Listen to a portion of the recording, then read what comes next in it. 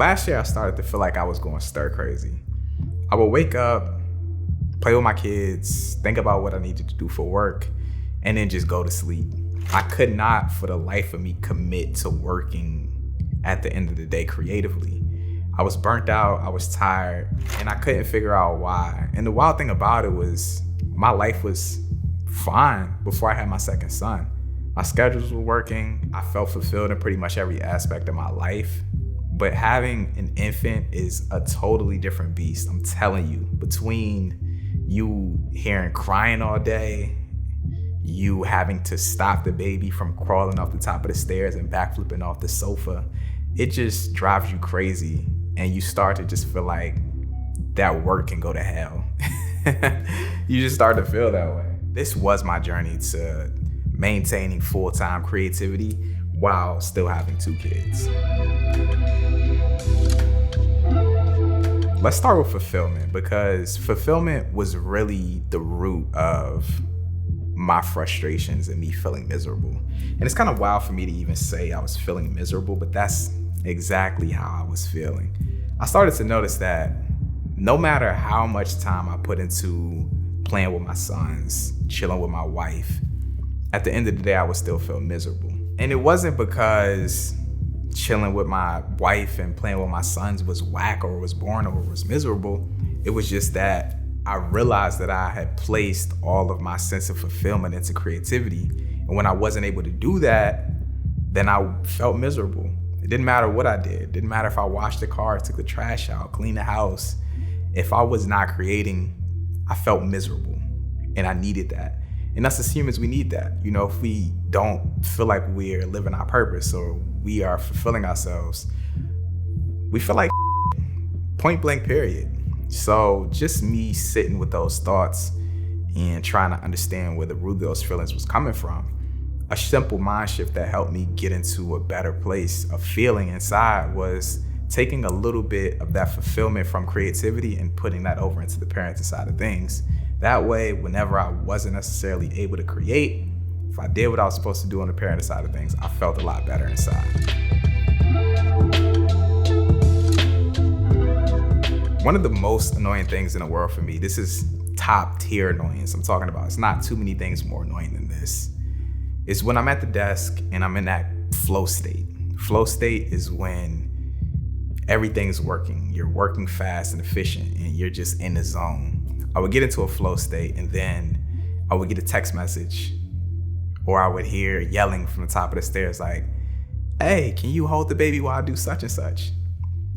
And I started to get very annoyed by it. I started to think in my mind, is whatever you need to do this significant that I need to leave this desk to go hold this baby? And I had to check myself because I was tripping mentally. I was really tripping because I wasn't able to create, and I was very out of line to even have those thoughts that this wasn't significant enough for me to get up and leave my desk for a couple minutes. But this would happen to me every single day. Every day that we would get up together as a family, I knew that this was gonna happen. I knew that it was gonna be a moment where I was in the zone and I was gonna have to get up and go, help with the baby. And then it would be a little bit of trouble for me to come back to the desk and get back in the flow state. So I realized that I had to start getting up before everybody else. My sweet spot for waking up is 5 a.m. I love it. Nobody's awake, nobody's online. It's no email notifications, no text messages. It's no kids running around the house, and I get into that flow state a lot faster. Another thing that I had to shift in terms of my schedule as well is dialing back the amount of time that I was giving myself to work. I now work from 5 a.m.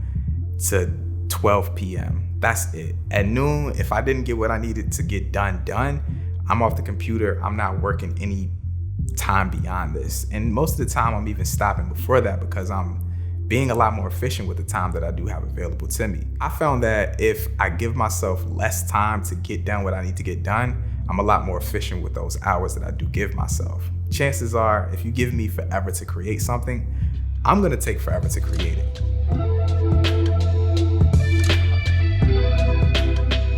Social media is 100% my biggest time waste, and it's probably yours too. Just scrolling through tons of posts and opinions, and Yeah, 100% my biggest time waster. But to cut it short, I had to cut out social media. And not even entirely, but just throughout the week. Monday through Friday, I don't indulge in any social media. I don't get on, I don't scroll, I don't check DMs, I don't do anything with social media. And I really just can't keep up. That's the reason why I can't do it. I can't commit the time to post quality content on Instagram and then tweet and then reply to people who were contacting me and then check DMs and then look at stories and make stories for this. I just can't. I can't keep up with all of the aspects of social media. So I really just had to dial it back and only use and check out content, check my communications on Saturday and Sunday. And the biggest intriguing thing for me is throughout this process of me dialing back my social media intake, I've realized that I don't need to be on it all week. None of the posts that are popping up are significant enough for me to see at that moment. None of the DMs that I'm getting, communications that I'm getting are significant enough for me to need to reply at that particular moment. So I'm really not missing anything. And I think that was my biggest eye opener from when I started, because I felt like I was gonna be missing out on stuff. But in reality, nothing new pops up on social media.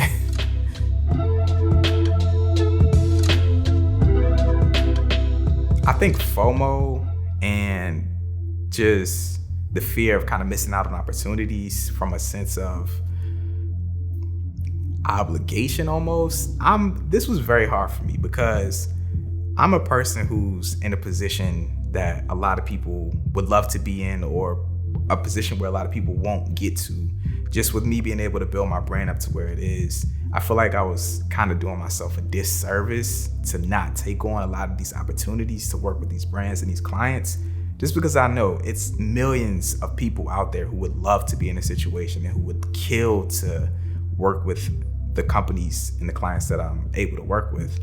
But at the end of the day, saying no is so important, not even for time management, but just creativity as a whole. And the way that I was able to kind of dial back my FOMO is I had to put it into the perspective of whatever I'm saying yes to, I'm saying no to something else. And I didn't want to continue to have that no that I'm saying to something else be my family all the time. I really had to get into a space of critically thinking about what exactly this opportunity is.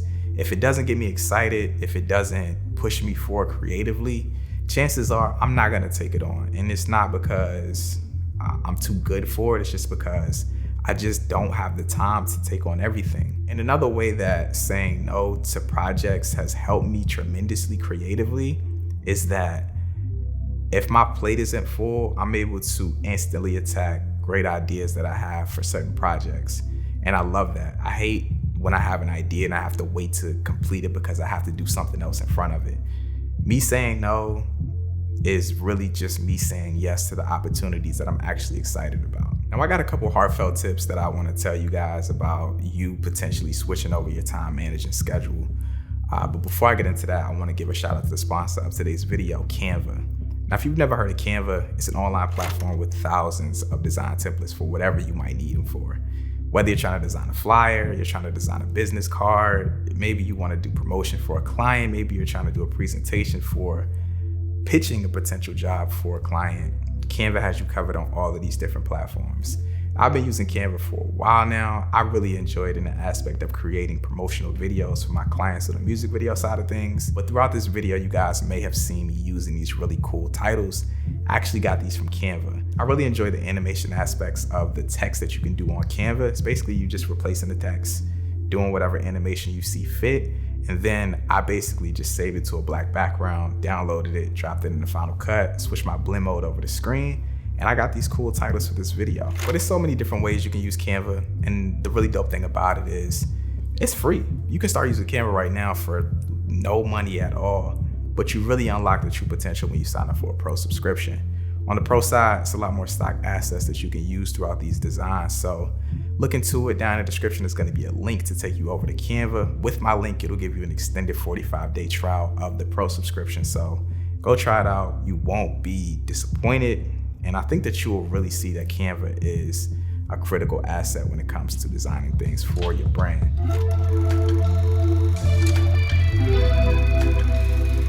Now, the couple tips that I want to give you guys on potentially switching up your time management and making things work for you. The first of which is experiment with what works for you. I think too often we try to live through other creators because this works for this person. We try it and we stick to it religiously and we think that it should work for us, when that's not even necessarily the case. The fact that I wake up at 5 a.m. doesn't mean that 5 a.m. is the right time for you. You might need to work throughout the night. That might be your prime time, or you might need to get up at 3 a.m. or you might need to shift your schedule just a little bit back from waking up at noon. It's all about experimenting and trying different things. So me telling you what I'm doing isn't necessarily a step-by-step instruction manual on how to become a more efficient worker. No, this is just my life and my circumstances and what works for me. So experiment and figure out what works for you. The second of which is, you don't have to post to every single social media at every single moment. I know it's a lot of people out there who's like, yo, if you want to build your brand, you got to post on Twitter and Facebook and Snapchat and all these different places, but you really don't. I think it's about you figuring out the platforms that are most vital to you, the ones that help you excel with creativity and the ones that you're most excited about, and to stick to those and allow those audiences to kind of trickle over into these different places where you aren't as active in. For me, I love YouTube and I indulge in YouTube a lot. I focus a lot of my content on YouTube. I'm not too much into Instagram, and it's not anything wrong with that, you know? It's just all about you using the platforms that matter to you the most and get to the other ones when you can. You don't have to always be on social media trying to keep up. So figure out your platform and stick to it. And the third of which is, it's okay to say no. I know a lot of people feel like they can't say no because maybe they need the money, or maybe they just feel like they have to embark on every single opportunity, but you really can't indulge and build on your creativity when your plate's too full. If you have 100 projects that you have to work on, you don't have time to invest maximum creativity into the ones that you might be excited about. So, you know, if you're trying to push yourself forward, try to only take on the projects that help you do that, or, you know, try to only take on the projects that get you to a certain place. It's okay to say no. You don't have to accept every single thing. And I know a lot of people feel that way because I felt like that at first as well. So that's gonna be my video. Do me a favor, head out to the comment section and let me know what's one thing that you do to help you improve your time management skills, because I would love to know. If you're newer to the channel and you like content like this, consider hitting that subscribe button. But with that being said, I'm out, y'all. Peace.